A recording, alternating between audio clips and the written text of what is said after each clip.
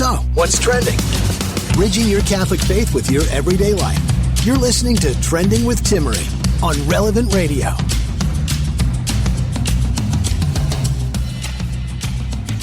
The Fresh Prince of Bel-Air is coming back to your TV screen. Well, only if you have HBO Max. I don't even have a TV, but boy, am I going to find a way to watch this. I think there's a free 7-day trial of HBO. I'm literally just going to watch because I want to see this Fresh Prince of Bel-Air reunion. Why are we so excited? Just for a little nostalgia's sake here, listen to this. How my life got flipped, turned upside down, and I'd like to take a minute, just sit right there. I'll tell you how I became the prince of a town called Bel-Air.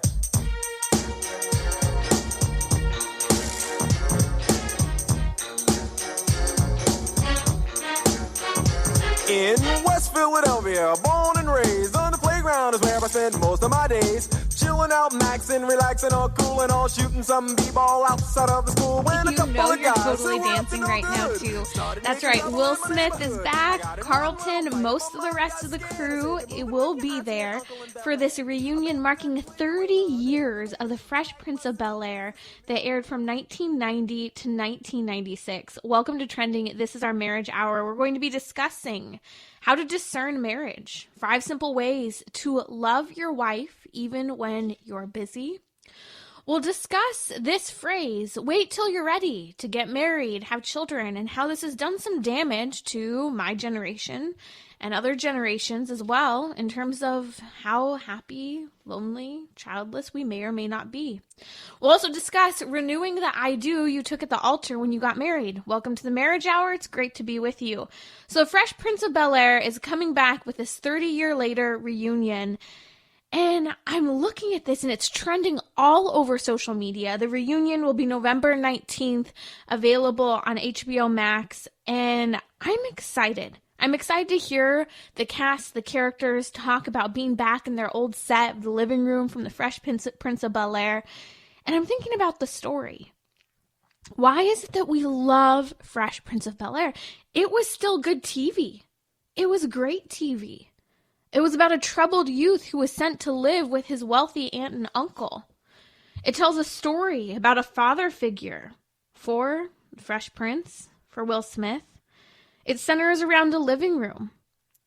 It's a story that people fell in love with, and today, still, if they can, put their hands on it, they love to watch the reruns of Fresh Prince of Bel-Air. Let me know. I'm posting this on social media. Why do you think that so many people love this show? Why is it trending on social media? I think it's because the Fresh Prince of Bel-Air is truly a family matter. It's a family story. It's a story that centers around the importance of having role models in our lives. And, it comes at a time, I think, of much needed nostalgia. This has been a rough year in terms of the government restrictions from COVID and everything that has come about because of COVID-19 in 2020. And here we are being reminded of how important the family is, how important it is when we have good media, good entertainment that focuses around real relationships with some comedy in there. It was interesting listening to some of the previews leading up to some of the snippets of the Fresh Prince of Bel-Air, and they're so excited. They talked about how the last time they were all together in that living room set, they were crying, and now they were coming in giggling and joyful to see each other yet again. One of the actresses made a few very striking comments about the Fresh Prince and the reach that they had, but one person is also missing from this entire reunion, and that's the deceased James Avery. James Avery, you may know, died back in 2013 after some complications with open heart surgery. He was 68 years old. He played Uncle Phil, and it was a heartbreak for the cast of the show when he died. Will Smith talked about losing, even in his personal life, a father figure. Now, it's interesting because Will Smith, and I'll play this clip now, talked about how he admired James Avery. Listen to this. James is the heart of the show. James Avery was this 6'4" Shakespearean beast, and I wanted him to think I was good. How come you don't want me, man? I fall into his arms at the end of the scene, and he's holding me, and the shot pans off, and he whispered in my ear, "Now that's acting." I didn't realize how many people we were reaching. There will always be a piece of all of us in that living room. Our show meant Black excellence to people. The excellence was the way that we loved each other. Wow, this is a profound clip. That 30 seconds there centers around the heart of the show. Here we start with the Fresh Prince himself talking about how on a personal level, James Avery was a father figure to him, and how James Avery provided that affirmation even within the realm of acting, within their own scenes. And so we see not only was there a father figure in the show that Will Smith needed, but there was a father figure behind the scenes, that affirmation that was so important to him.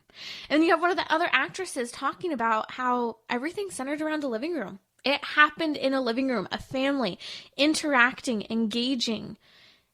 And that is so fundamental. I think for most families, it's the kitchen, not necessarily the living room. Not all of us can have a butler that takes us out of the kitchen and cooking. So for them, it was their living room. But for most of us, it's that kitchen that people are coming in and out of. Food, the heart of the home, the nourishment, the conversations.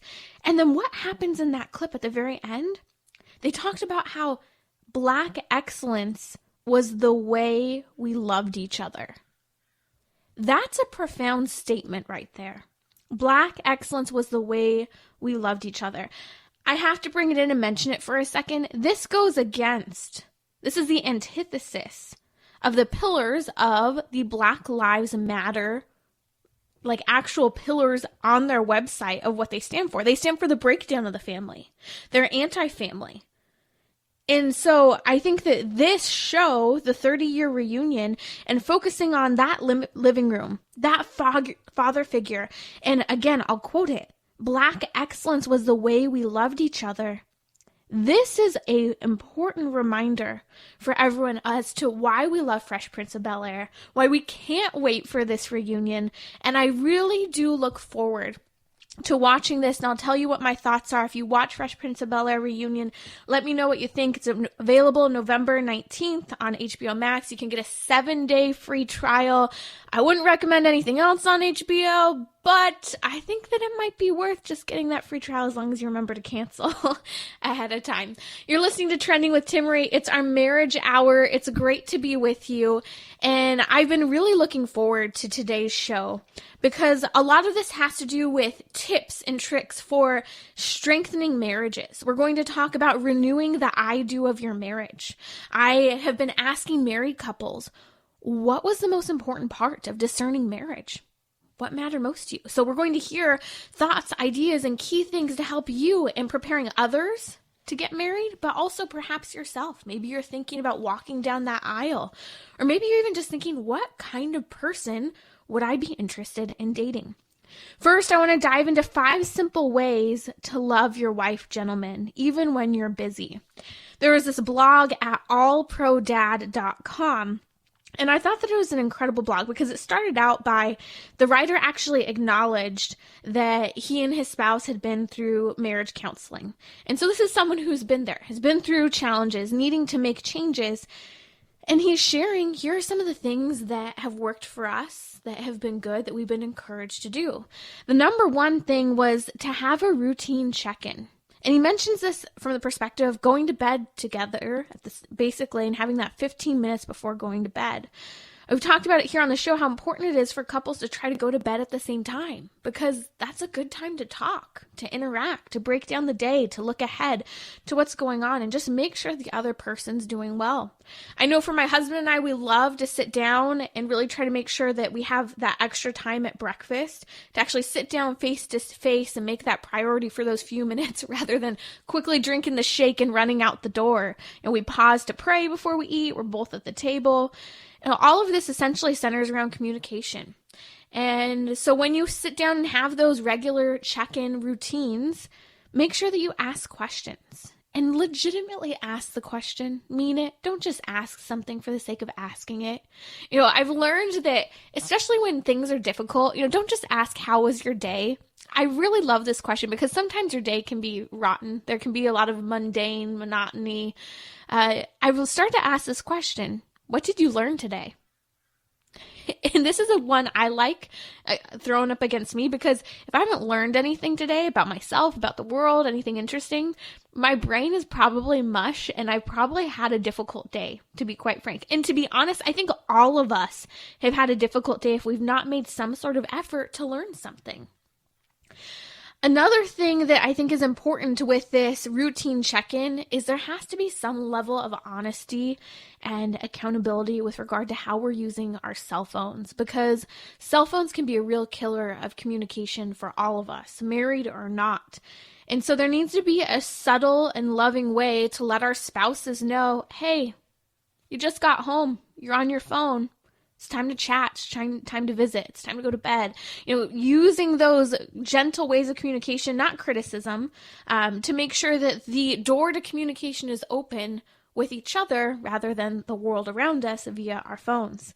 Second simple way to love your wife when you're busy, and I guess we could just swing this in both directions as well, is to encourage her to do something she enjoys. Now, I changed this because it was originally do something for her, and I'm so sick of the words of like me time and, the phrases like that. You're married, you have a family. It's not about you. It's about making sure, yes, that you take care of yourself, you do things you love, but it's not about me time and getting that alone and, reprieve from the world. It's human time. It's human development, taking the time to pray, to work on some of those things that edify us, those habits and conversations and reading, even if it's just a couple minutes before bed, wherever we can fit it in. But here at All Pro Dad, it actually encourages maybe you buy your spouse a gift card for a favorite coffee shop she can go to that she enjoys, a massage, for clothes, to something to do with a hobby or something that she enjoys. The bottom line is that perhaps it's just a matter, especially for busy parents, especially with lots of kids, a busy schedule, trying to help make the time for her to do something she enjoys. Not the me time, because I think the me time gets it wrong. It's about doing things you love, even if that perhaps does include the kids.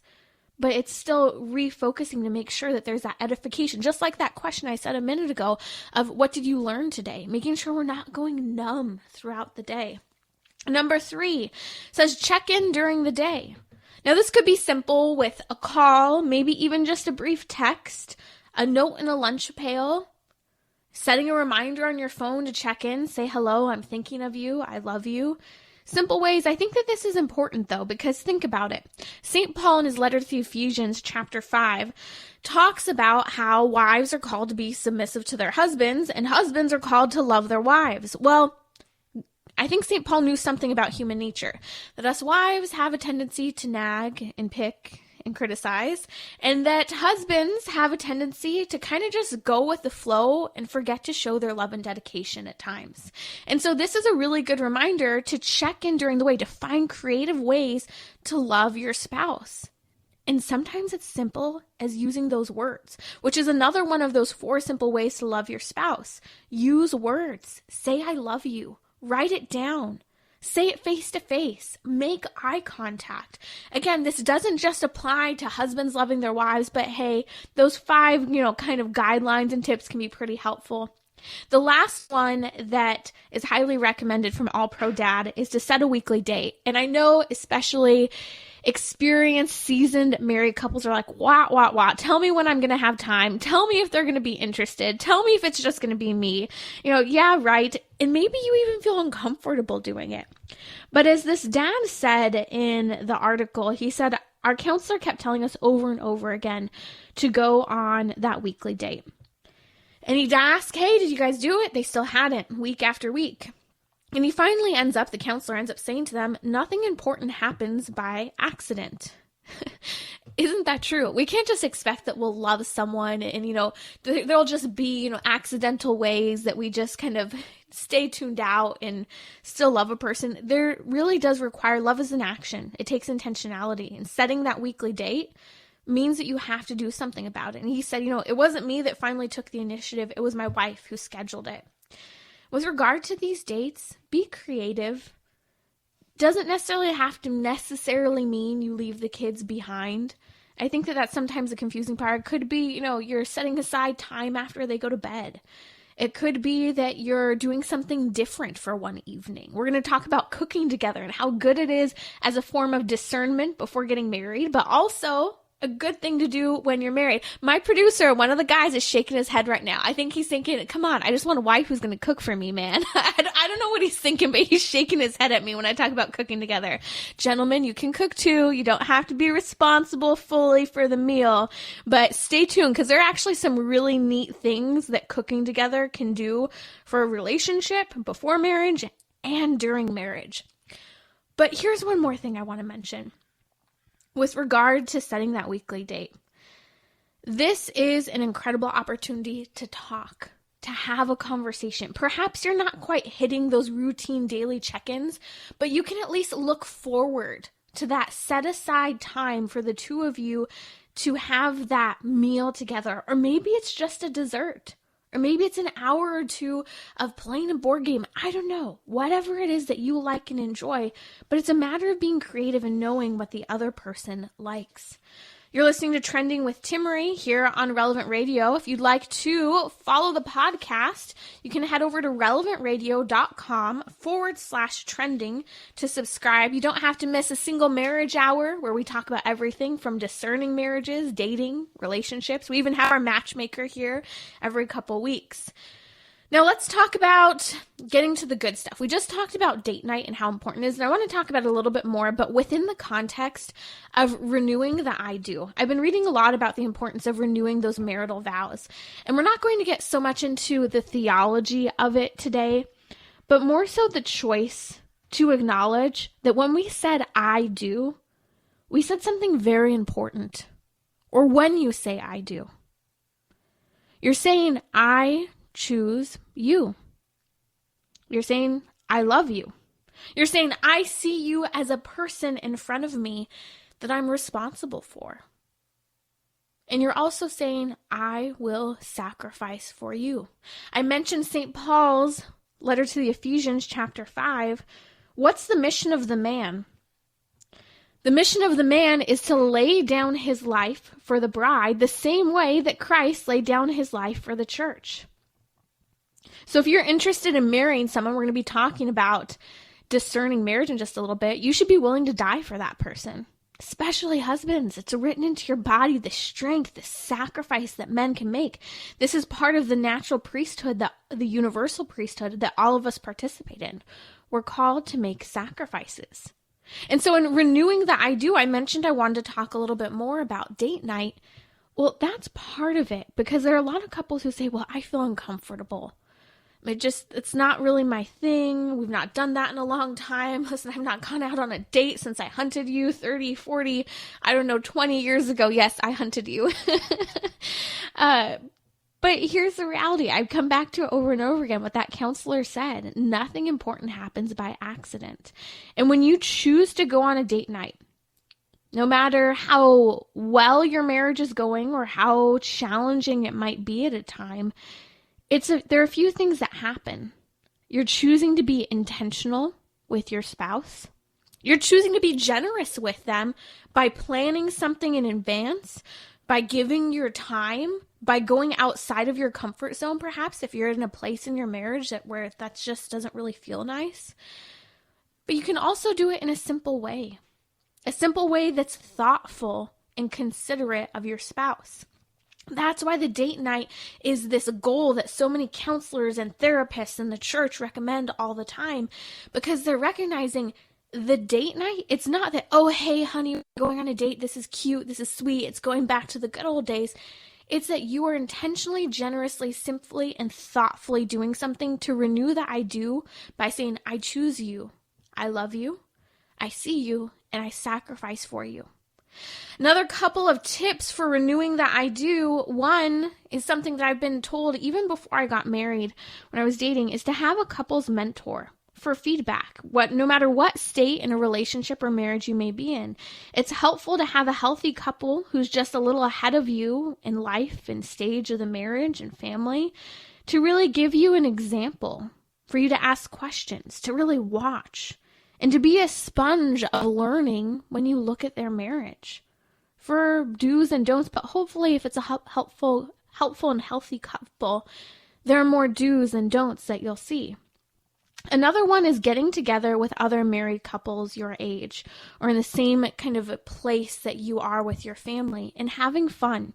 Sitting around and eating dinner, making food together teaches you to appreciate your spouse as you see him or her interacting with other couples, sharing about challenges. You begin to admire your spouse within the context of friendship as they share about how they've handled certain situations or how they handle communicating, interacting with you and others. So I encourage you, perhaps you need to spice up that marriage and renew the I do. I have some homework for you. This Advent, or even Fridays or Wednesdays during the full liturgical year, sacrifice for your spouse, pray for them, offer Mass for them. Use some of these tips to start being more intentional to renew the I do in your marriage. The Relevant Radio studio line is sponsored by Catholic Order of Foresters. Information about employment opportunities and their flexible premium life insurance plans are available at relevantradio.com/forester.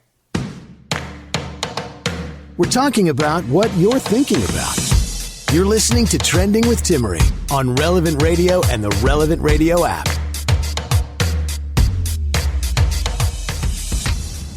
Coming up, I'll be discussing discerning marriage. What's the most important part of discerning marriage with a person? I've thrown this question up on social media and tons of married people have responded, and I'm excited to share these key tips and ideas to really make that decision about whether or not you're going to spend the rest of your life with this person and have some babies. Before we go there, though, I think this really relates to the same topic. I was sent to me on Twitter the other day. There was a post after last week's show where my husband and I sat down and talked about why marriage numbers are on the decline. And someone said, you need to check out this Twitter feed. It's from Barf Captain. I posted the beginning of it on social media. Barf Captain, come on. But this is a very enlightening Twitter feed. I think he posts something like 20 different tweets in the actual stream that are very enlightening. But also then to hear the responses from people. So here's the deal.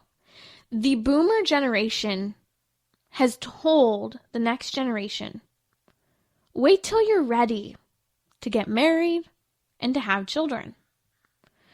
Now, when I got engaged a few years ago, I remember a lot of people in that boomer generation would look at me and be like, are you sure you want to do that? Are you sure? Like, they'd kind of have this sour face and very cynical attitude about marriage. And here I am in my blissful joy about being engaged. Finally, we waited so long.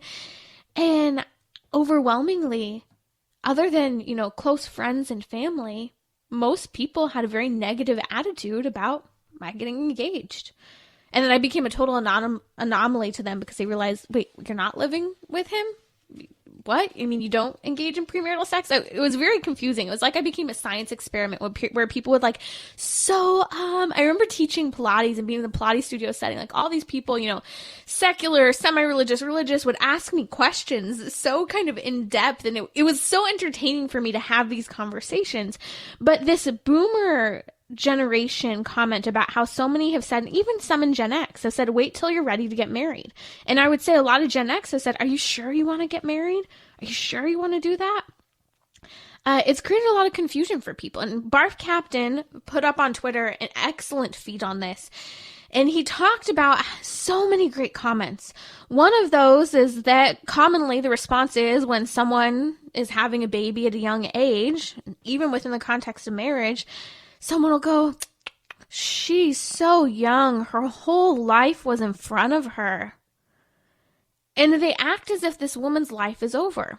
And so what's been said? Well, Barf Captain says this. They were told, delay love and family for staring at a screen for a mega corporation and then going home to watch TV for hours.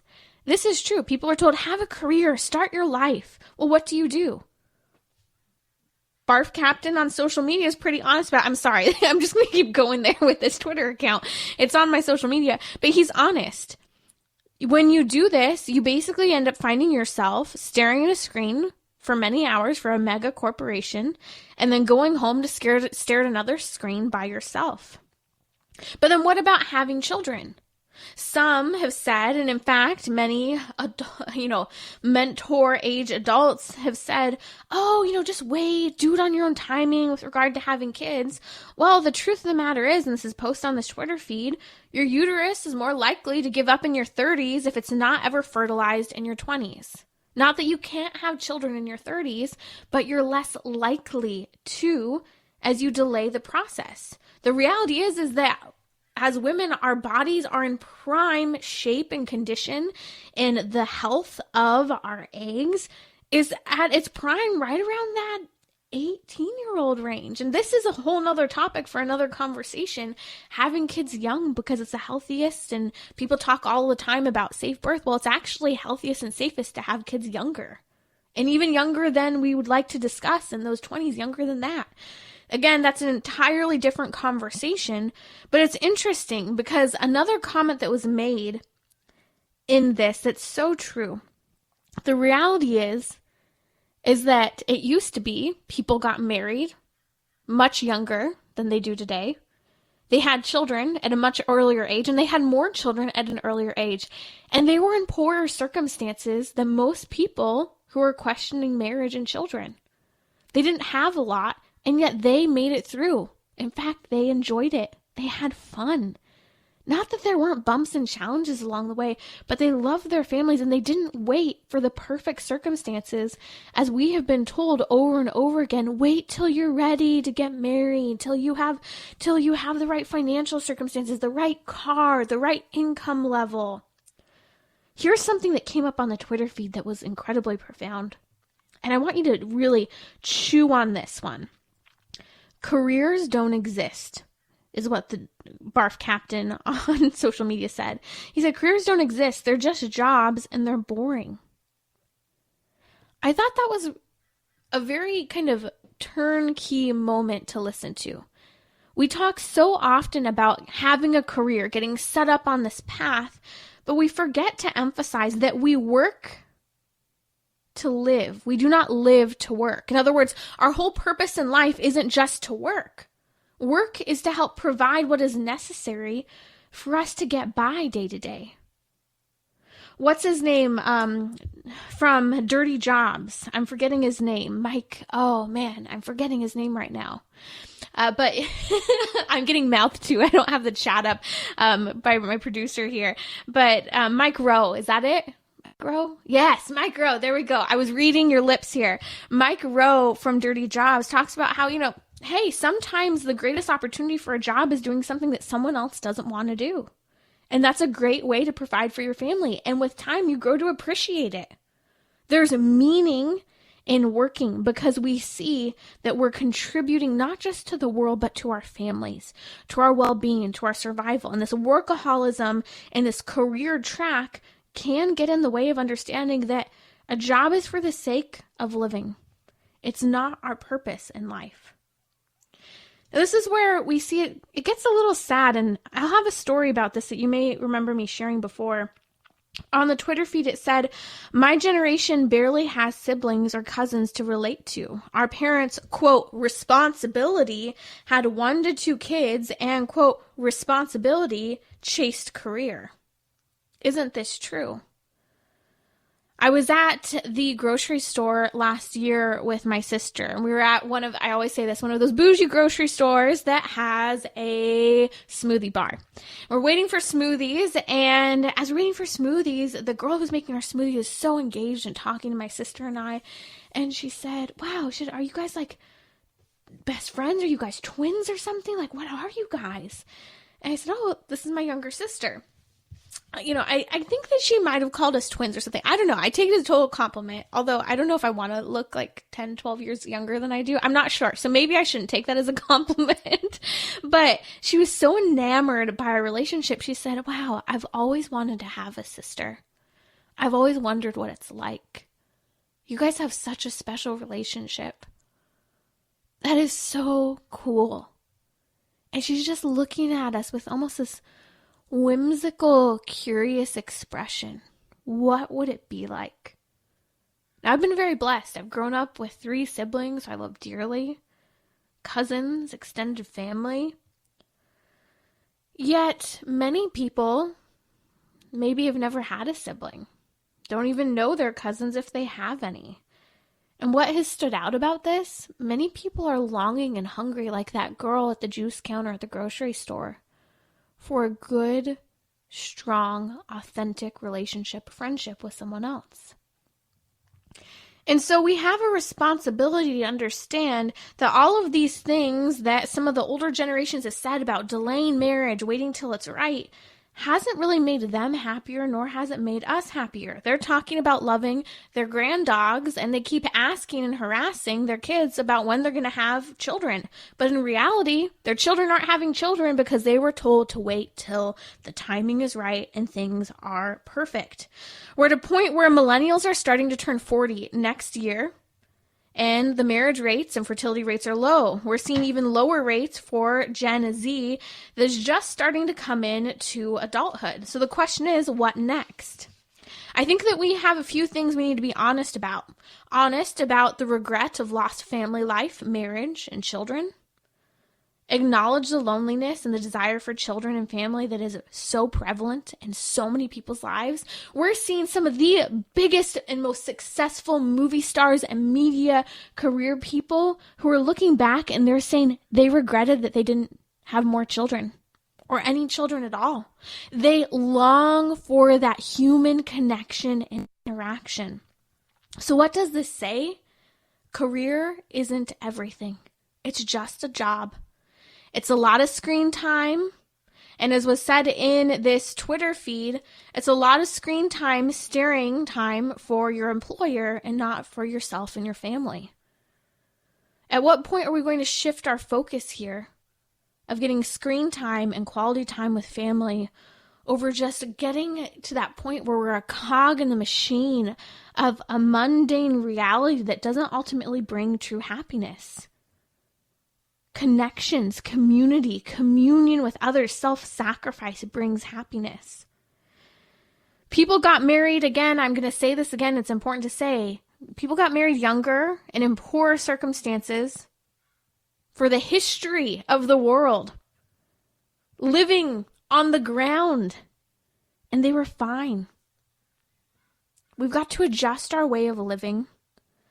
Don't just follow the standard cost of living. Be willing to live perhaps a little simpler, a little more detached from the world. Kids need their parents, and adults need relationships, both with spouses, extended family, and children. But are we willing to make the changes necessary to make that happen? And finally, this is what's so important for us to communicate, and especially people who are married and have children. Having a family and being married is fun.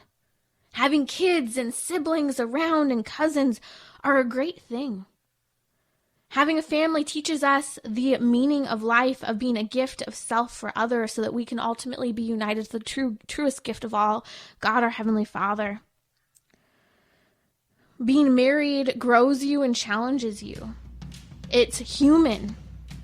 You choose either to grow in marriage and family or not to. It's a choice. But are we going to choose ourselves and careers that really isn't a choice for me because in the end we're not happier? Are we going to choose to have a family that makes you, teaches you to learn, to love, to give, to take? A life that's full of sacrifices happily and in challenging ways. Sponsorship for Trending with Timmeray is provided by Catholic Singles, a dating app that connects single Catholics based on faith, values, and shared interests.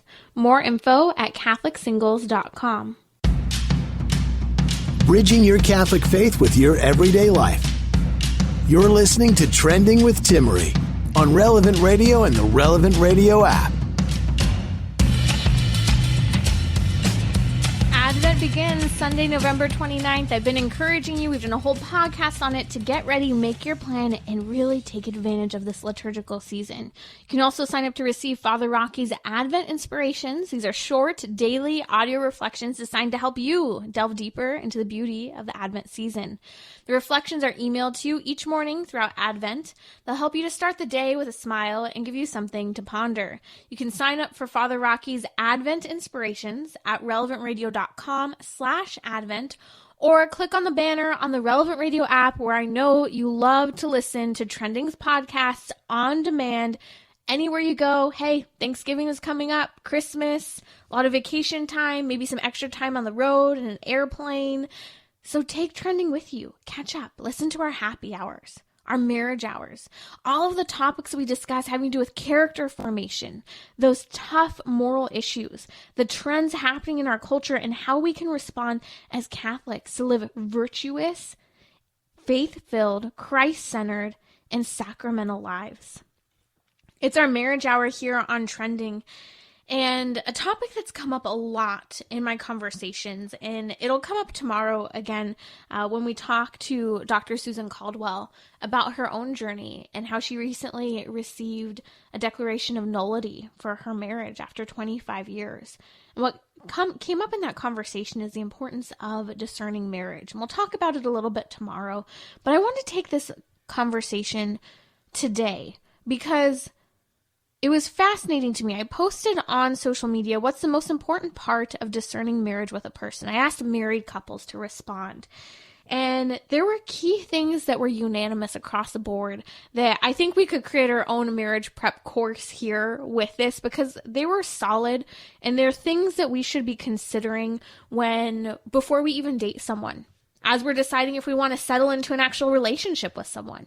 And as we begin to ponder whether or not we want to commit to that person when that opportunity to say yes with the ring comes up, or, gentlemen, to purchase that ring. By the way, we haven't done a show on saving money for a ring. This is a great topic. I'm putting down some notes if you have any thoughts on saving money for a ring. And hey, even if you're single, it's not too late to have some change set away for when the day comes. In fact, I'm going to a wedding this weekend, my dear friend, and they were engaged within a year of starting to date. By the way, they met online too. I'm just saying, it's out there, it is possible, and it can happen quicker than you think, and you might want to be marriage material before you even start dating the person. So, what's important in discerning marriage? I've heard from hundreds of you over the last couple of days. First and foremost, what came up, and I think this is important, is faith. Are you on the same page? Now, I'm not saying that you can't marry someone who's not Catholic. That is allowed within the church, but you have to agree to raise the children in the faith. Now, faith is such an important aspect because if you want to grow in virtue, if you want to grow in holiness, as one person put it, is this person an impediment or a support when it comes to growing in holiness? I think that's a really great way to think about it.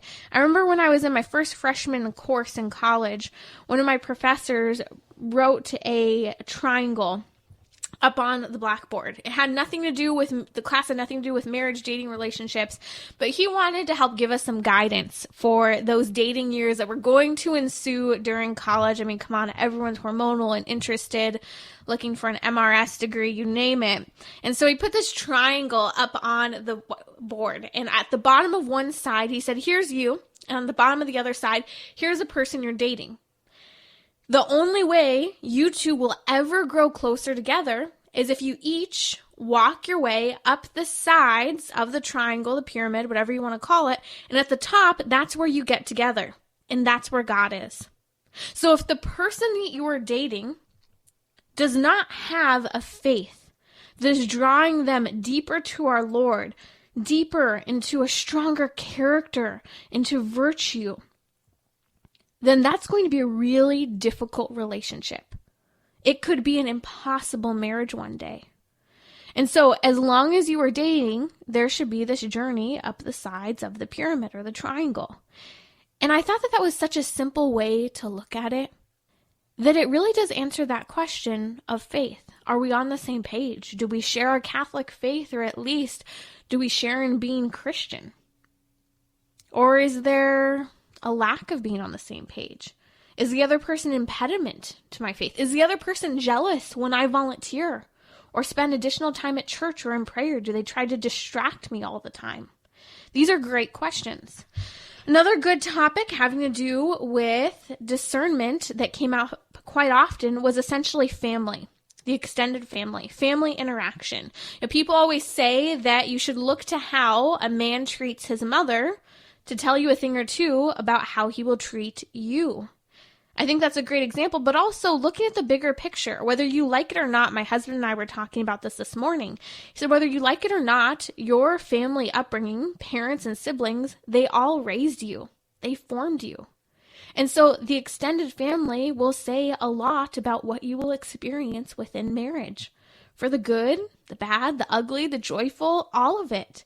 They formed you as a person, and so they will say, getting to know them, quite a bit about what and where you are going in your own relationships.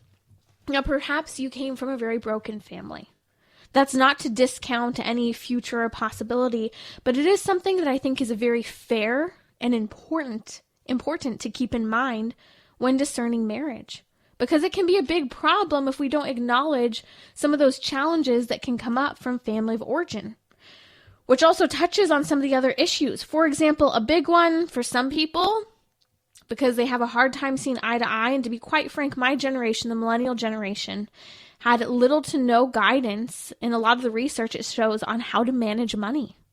How to manage money, how to save, how to, plan for the future, how to not just live paycheck to paycheck.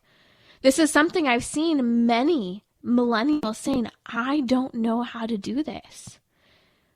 I think one of the greatest things that I ever had was an allowance, and 10% had to go to God, 10% had to go to savings. I learned at a very early age, here's what I'm left over with. And even then I could save for something else, or it could be for fun. You have to kind of plan and begin to understand and teach these money and budgetary elements. But if you have no sense of money, budget, self-control going into marriage, money can be a deal breaker for people. The honesty about student loan debt, honesty about credit card debt. These are things that you have to be on the same page and forthcoming about before marriage. And to be honest, you should have at least some sort of an idea where the other person is at in terms of money. I would say while dating, before even becoming engaged, because a lot of people get engaged and they don't know anything about how the other person manages money until after the engagement. Not that you have to share all your personal details about finances while dating, but you should have some conversations there that give you a pretty good idea.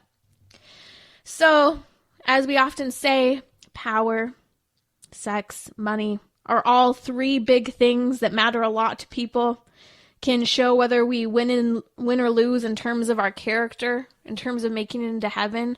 So that brings up the topic of chastity. And this is one I didn't see anyone bring up, but I think is very important. What is chastity? What is fidelity? Because we've grown up in a culture where we've seen many broken marriages, infidelity, pornography use, even unchastity while dating or even while married, where people have a lack of emotional and physical boundaries that leave them vulnerable ultimately to adultery. We've done a few shows on that. You can check it out on the podcast. And so you need to make sure that you're on the same page, understanding the church's teaching on chastity. It's faithfulness to your vocation. If you're single, you're single. You're not married. Sorry, you can't do it with a person you love. Even if you love them, you're not married to them. Well, does that change when you're married? Yeah, that changes. That exclusivity is a fundamental dimension of marriage. And threats to that include, as I mentioned, emotional cheating, physical cheating, as well as pornography and other key issues. Even watching television shows that have, as some people like to say, soft porn, which there's no such thing as soft porn. I can't believe people still try to say that to me. I just shake my head and go, okay, we need to have a bigger conversation if that's where we're going with this. Another couple of things that are important to be on the same page on that many people emphasize, and which is part of the problem with why many people say, wait to get married, because everyone has a different view about children. Are you open to life? And is the person you're dating open to life? Do you have a common vision of your future, big picture, with regard to your marriage and your children? Because that common vision does have to do with kids, how you'll raise them, how you'll discipline them, being open to the way they will come about in life. This is so important. And so having the conversation that you're on the same page about kids is so important. I think that another important area is virtue. Virtues. I saw over and over again in your responses on social media, all of the different areas that people thought were important when discerning whether or not to marry someone. And I think these things are important whether we're considering someone being our friend, whether or not we're considering going on a date with someone. There are 5 that I found were most important in my eyes that came up over and over again in your responses on social media. 1, is the person respectful? 2, are they humble? 3, do they have compassion? Or are they just a harsh human being? 4, and I think that this could fall into virtue, is there mutual devotion? I'm going to come back to that in just a second, actually.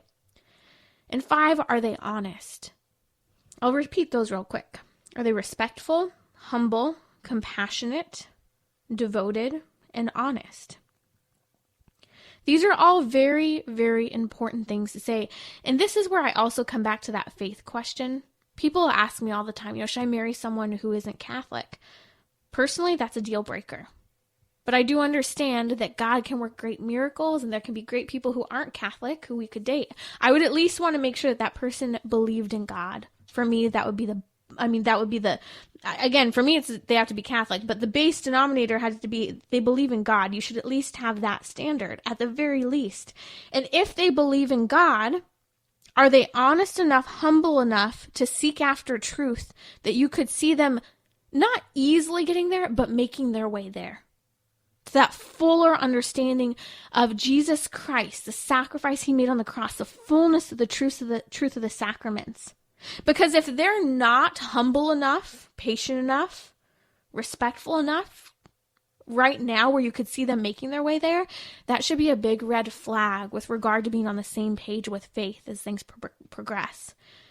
But if there's someone who seeks after truth and really does this humbly, that should show you that that is a very good sign that there's going to be growth in their faith. And even perhaps they are Catholic and you're just not on the same page exactly. Do you see that humility? Do you see that desire to grow? That search for truth and meaning? Because if it's there, I think that those are really key indicators that will tell you whether or not that person's going to be an impediment or a support while growing in your faith. Now, I wanted to come back to this mutual devotion.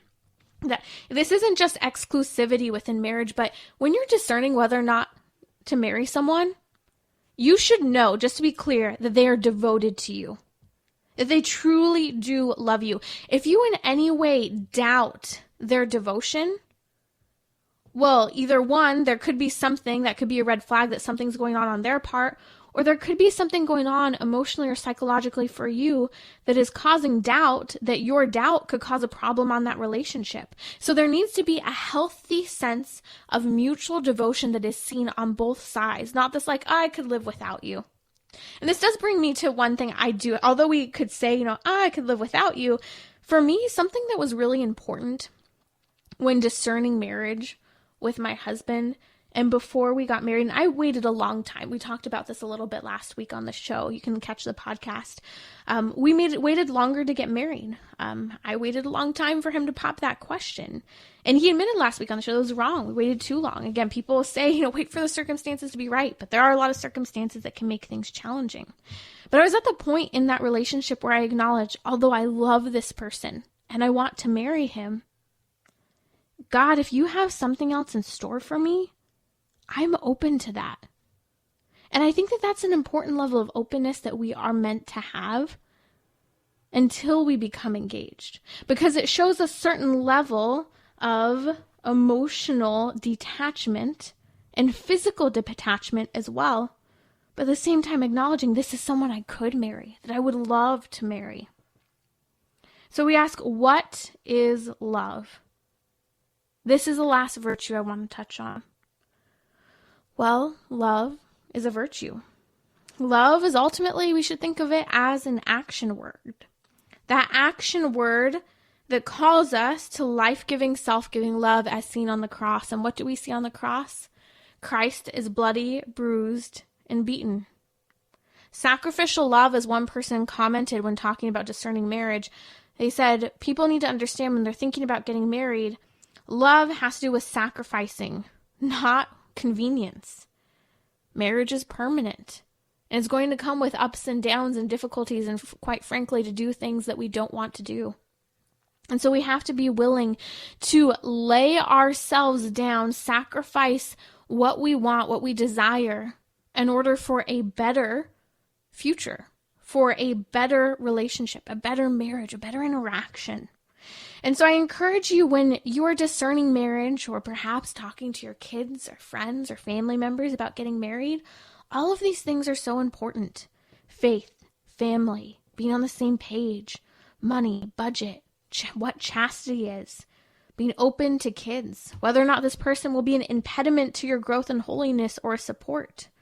Are they virtuous? Are they seeking truth? What do they believe love is? Is it an action, a means of convenience? Or is it life-giving, self-giving love, sacrificial love? And do they understand that marriage is permanent for life, till death do us part?